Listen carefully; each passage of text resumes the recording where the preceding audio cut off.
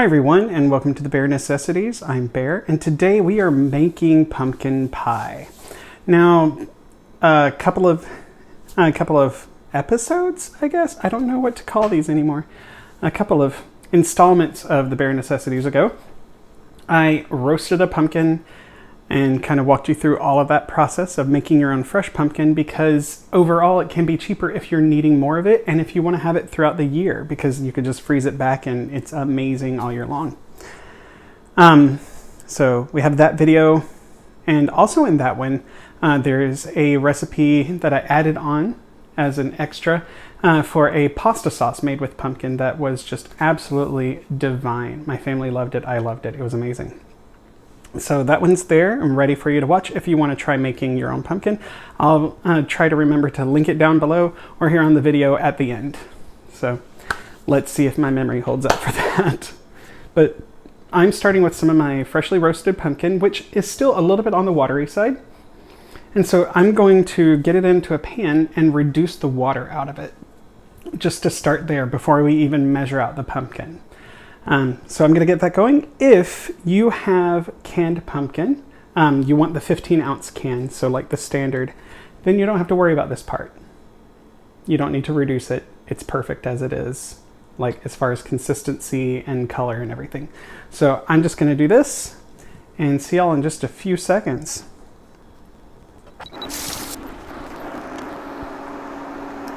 Okay, now that I have it into the pan and going, I have it on medium-low, so right about a 4 on the 10 scale. You don't. This is a non-stick pan. You don't really want to get them hotter than that unless they're absolutely rated for it, so always check. This one is rated for medium-low heat as far as sauteing, things like that. And that's all I'm going to be doing, is letting it just kind of get warm, and I'm going to continue stirring it as it thickens. And I'm trying to reduce it by about almost a third. I have overmeasured. This is 22 ounces of my pumpkin puree, and I want to get it down to about 18 to 16. 16 would be preferable. And then I'm just going to measure out the 15 ounces, which is about 2 cups as far as volume. But let's go ahead and let this get going, and I'll be right. So that cooked for about 15 minutes, but I got it down to a really lovely consistency. There's not a lot of like loose, just easily separated liquid left. And it darkened slightly because it started caramelizing some of the natural sugars in the pumpkin, which I am so happy about. It smells amazing right here. And I went ahead and got some of my stuff for the pies going, including I started preheating my oven to 425 degrees. So I would suggest you do the same. Right now I'm just going to continue giving it a little bit of a stir to just cool it off ever so slightly, because we're going to be putting eggs in this and we don't want them to scramble.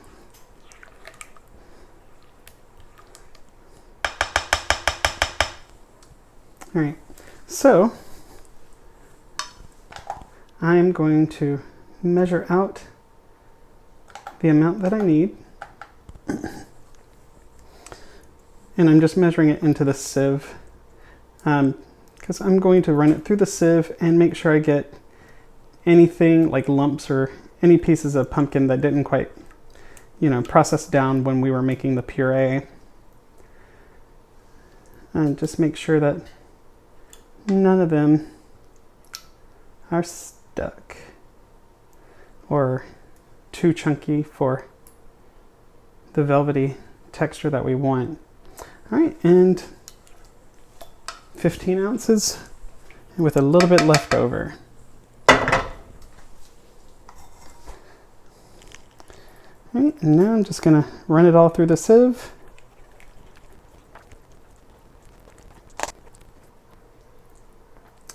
All right, and that seems to have dealt with any lumps. It's now super silky and smooth. So I'm just going to scrape up. Now that we have lovely smooth consistency on our pumpkin. Taste what spilled. Ooh, that sweetened up a lot. Awesome. Let's just stir it all up. And we have our pumpkin ready. Yay. I'm gonna grab everything that I need. And yes, you see what you think you see right there. I have a secret to share.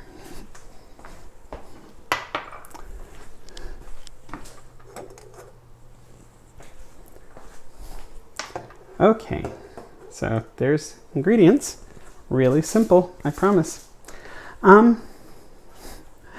So I can bake a lot of things. I can do some crazy baking. I have never mastered pie crust. I can't do it for the life of me. I have followed every recipe I've ever been given, every beautiful recipe I've ever found. I have asked chefs. I have asked professional, like soul pastry makers. I have done everything and it always just comes out so bad. I can't do pie crust for some awful reason, but I can pretty much do any other flaky pastry. I don't know. Don't ask. Anyway, so store-bought is fine. That's what I'm telling you, like the canned pumpkin, things like that. There is no shame in not making your own crust. Trust me. It's let machines do the work for you. So I'm just going to get my crust unrolled because it needs to be unrolled and ready to put into the pie pan. However, so I have a deep dish pie pan right here. Not a terribly deep dish, but a deep dish. And this crust, if you see, is going to be too shallow. So what we're going to do, I really should have checked. I thought I got the larger ones, but I guess I grabbed the wrong ones. Oops, stuff happens. So I'm going to grab my handy dandy ruler, a tiny bit of flour, because we can always make this fit, right? So sprinkle a tiny bit of flour on your work surface if you need to. And if you are making your homemade crust, let's just catch up to here together.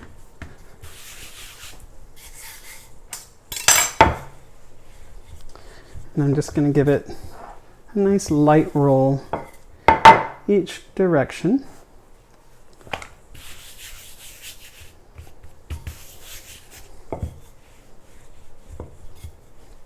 Just to spread it out a couple of centimeters, a few inches, like 6 centimeters, 2 inches or so, 2.5. That way it's just big enough to fit over the edges of my pie dish.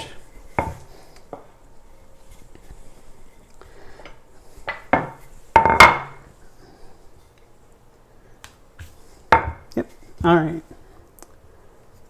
So now, way to get it done. So you start with that first lip. Ta-da! Pretty slick, right? I think I was actually, I learned that from Julia Child. The roll your crust up. And I'm sure a lot of you know that and you're all like, yeah, duh, that makes sense. It's like, it didn't when I was a kid. So I've always liked that one little tip and I don't know why. I guess because Julia taught it to me. All right, we have our pie crust fit. And so now we're going to start crimping the edge. Did I ever claim to be a pie maker? No, I'm not a pie maker. I'm a pie eater sometimes. Really? Now, this is called, what we're about to do is called par baking. To par bake your crust, you want to get it fit in. I'm going to grab a fork because the crust, it has a fairly decent moisture level. And so we're going to want to give it some steam holes, basically, so that it doesn't puff up while it's par baking. We want it to stay relatively flat on the bottom so that we don't have risk of seeping or a soggy bottom. So I'm just taking my fork and I'm going to prick it all the way around and then in the center. And it may seem like a lot of poking, that's fine. It will work out just fine. We just want to make sure we give it as many advantages as possible. This is not the part of crust making that I don't excel at. It's the actual making of the crust. And now I'm going to go ahead and grab something to put in. I have a pound of beans. You can use whatever, or you can trust the gods. It's okay. Really, it's okay to do that. I'm going to take some foil and just press this right down into the center. And what we're doing is giving it a little bit added insurance that it'll stay flat.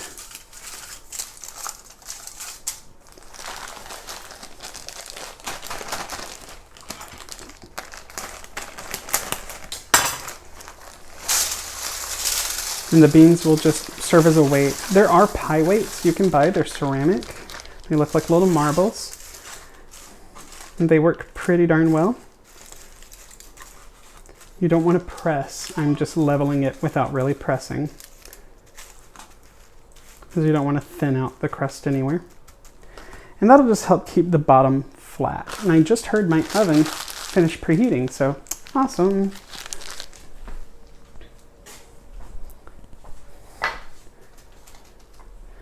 And so, like I said, if you don't have beans or some kind of weights to go down in the center, that's okay. Don't fret. Still put down the aluminum foil and then make sure it's kind of flattened into the bottom, like nicely. And then fold the edges in to kind of keep it where it was. You're just giving it a little bit of structure, but it'll be okay. I promise. Even if it puffs up a little, when you take it out, you can help. Before it gets too cool, just take your fork or something and just push it back down. It'll flatten out. It will be all right. Do not worry, you don't have to buy special things. All right, and so we're gonna pop it into our preheated 425-degree oven for around 12 to 15 minutes, depending, because we want this to be fairly well set before we start baking the pumpkin pie itself. So I'm just going to go ahead and set this for 12 for now and let it do its thing while we move on to the next part. All right, you're seeing pie in action. You're getting all my stuff. All right, so first we have our 15 ounces or roughly 2 cups of pumpkin puree. And just get all of that into the mixing bowl.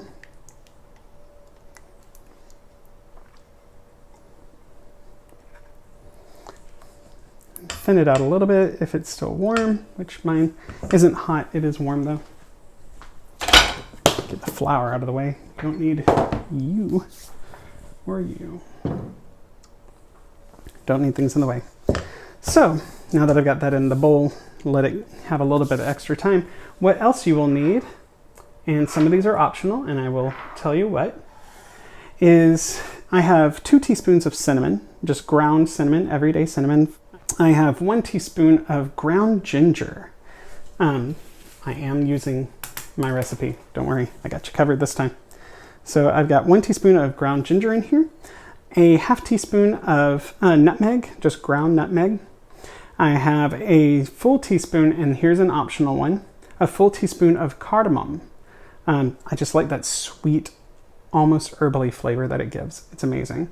And then I also have a full teaspoon of ground grains of paradise. Again, super duper optional, because I know those 2 ingredients, the cardamom and the grains of paradise, aren't cheap and they're not easy to find. They are optional. This pie will be amazing without them, I promise. Then I also have 1/8 of a teaspoon of clove. You can forego this if you want. Clove can be kind of pungent, but again, I want it to hit me that this is pumpkin spice pie, basically. And then 1/8 of a teaspoon of allspice in here. That one you probably want to keep in if you have it. Otherwise, you might have to go get some because it makes a huge difference in the flavor there. And with that, I also have a tablespoon of fresh ginger. This is just grated ginger. You can buy the little squeezy bottles or frozen, like grated ginger, whatever. It's fine. Or you can not do it because we also have the dried ginger in here, which is great. I have a can, which is about 14 ounces by weight, of sweetened condensed milk. You can get this in a vegan form. So they have soy, they have hemp milk, sweetened condensed now. They even have sugar-free ones. So really, you can get this and it'll be there. It's usually in the baking aisle. If not, it might be in the health foods aisle if your store has one. Shouldn't assume. And finally, we have 3 eggs. Just 3 whole eggs. A lot of recipes call for egg yolks and an egg. I'm not playing that game. We're using the whole egg, so I reduced the amount and we're just doing 3 whole eggs. And then of course your 15 ounces, roughly 2 cups of pumpkin puree. So let's start getting everything into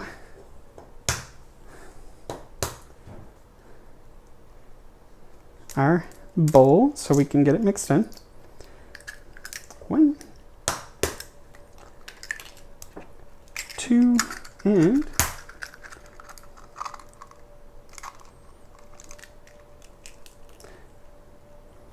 proud of these chickens. Their shells were nice and thick. Good for them. I'm just going to get that mixed in a little bit to just start loosening the pumpkin.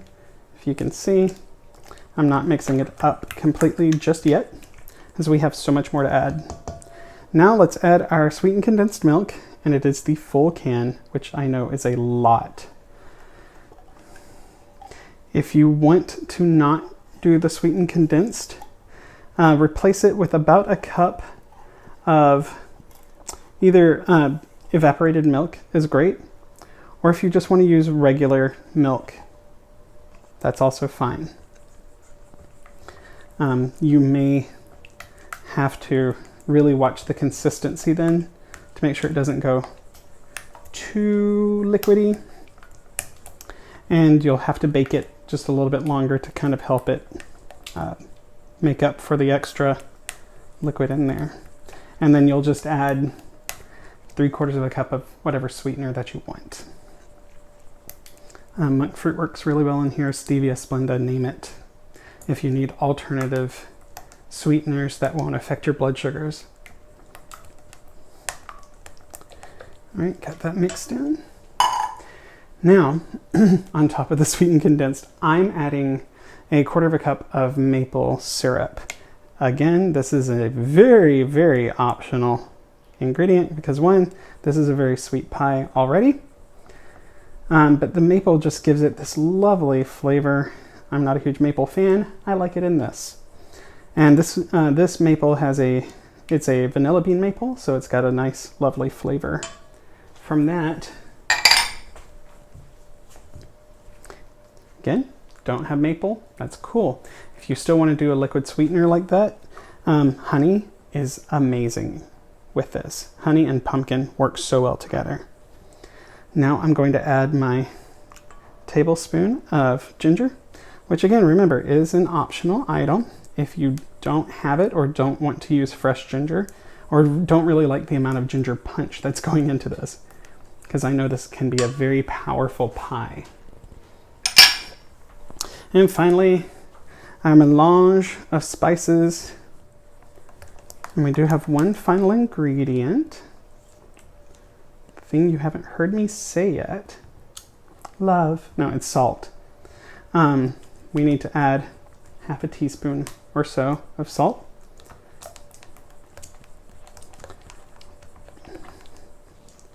Here we go. It already smells amazing. So let me grab my salt and just add 1/4 to 1/2. It doesn't take much. We're just wanting to really boost the flavors that are in there. Let's make sure everything is mixed together, and as you see, if you can, it's gorgeous to me. And now we just need to wait for our crust to finish par baking.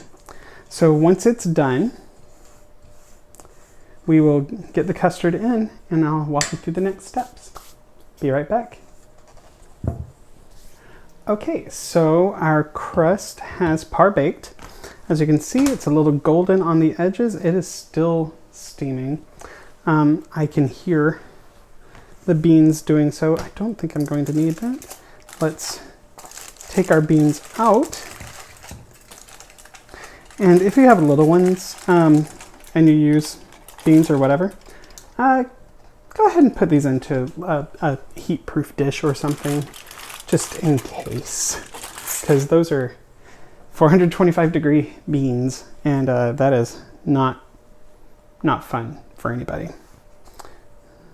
Okay, so our crust actually is holding up pretty well. It turned out nice and flat on the bottom because poking, and the beans helped. But again, if you didn't have beans or the weights or anything like that, notice that it's still rather flat. So we're good, right? Okay, I'm just gonna give this a second or two to kind of cool. And we're going to add our custard in. I have also dropped the temperature in my oven from 425 down to 350 degrees, and that's what we're going to bake this at. And we are going to bake this pie for 40 to 50 minutes, so that's 40 or up to 50 minutes roughly. And again, that's at 350. So make sure temperature's down. It doesn't have to be completely cooled yet. It will get there as we bake, and once we open the door, it's going to drop a lot of the temperature anyway. So don't worry about that. But hot mitts on, or whatever you have, towel. And let's get this baking.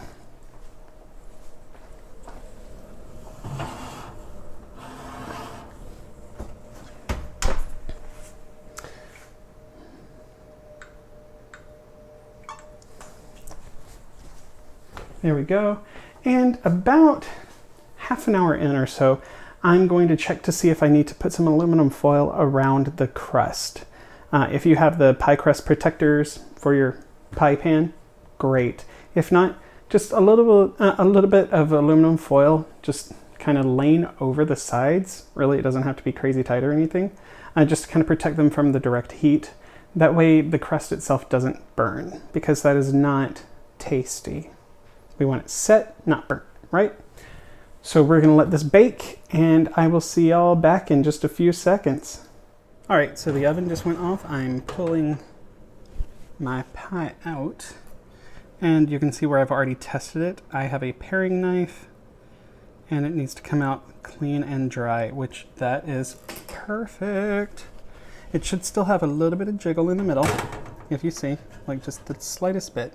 That's what we're looking for when it comes to the finish of this pie. So I'm gonna go ahead and get it out and let it rest for about 10 to 15 minutes on a cooling rack, just to let it set completely before we finish off. All right, see y'all back soon. All right, we are back. The pie has had some time to cool. And right now what I'm doing is I'm whipping up a half a cup of heavy whipping cream, 2 tablespoons of maple syrup, and just a splash of vanilla. And whipping it until it's nice stiff peaks. And before I finish whipping it, yeah, I'm gonna add just the tiniest bit of cinnamon to it, just for a little oomph. So let me grab that. Again, my cinnamon I ground earlier. And by I ground, I mean my spice grinder did. Because, you know, who needs a coffee grinder? All right, let's just finish that up. That that made it really pretty too. So we're almost there. Thankfully, whipped cream does not take very long at all. Give it a little taste for science. Here, I'll just lick this clean. It's great. It's beautiful. Love it. All right, and we have our pie. Like I said, it was going to sink down just a little bit below the edge. Again, I figure I can fill it with something if I really want to, or not worry about it because the extra crust, yum little snack. I actually like the crust without the pie, so, and vice versa, weirdly. But I'm gonna cut myself just a little bitty slice because I can't handle much.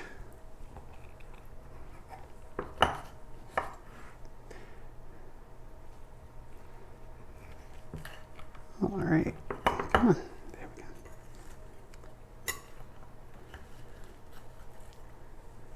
And I bless the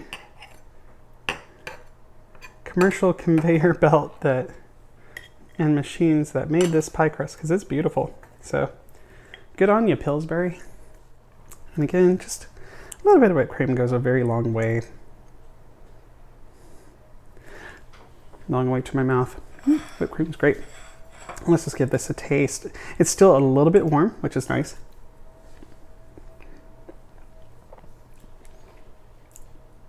Oh my gosh. The worm is really nice. You can just tell there's just so much spice to it, but at the same time, they're not overwhelming. Even with the fresh ginger in there, it's not spicy hot. It's just spiced and sweet. And that little kick of the salt really amps it all up. And the pumpkin in the background is really a little earthy and meaty. And it's got that caramelly sweetness to it because we cooked it down a little bit. And then the crust is delightful and crisp and perfect. So I would call this a great success. I hope you enjoy making this as much as I always do, and my family does. Oh, Lord, do my family love when I make pie. But have fun with it. The kitchen is for experimenting. Not everything has to be perfect, you see. It doesn't turn out perfect, but it turns out really good. Just enjoy it. And until I see you again, bye.